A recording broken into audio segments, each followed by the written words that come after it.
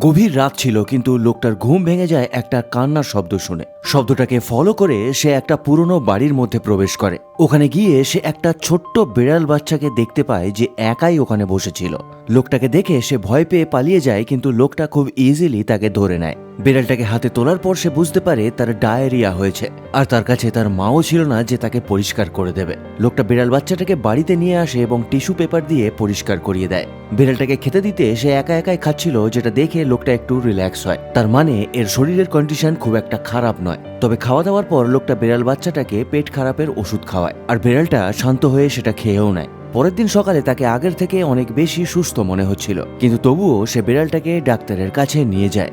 Doctor পরীক্ষা করে বুঝতে পারে যে এর শরীরের মধ্যে প্যারাসাইট ইনফেকশন হয়েছে। তাই ডাক্তার তাকে কিছু ওষুধ দেয় এবং 24 ঘন্টা অবজারভেশনে রেখে দেয়। তবে লোকটা পরের দিন আসার প্রমিস করে ওখান থেকে চলে যায়। আপনার কি মনে হয় বিড়ালটা ওই লোকটার সঙ্গে থাকলেই ভালো থাকবে?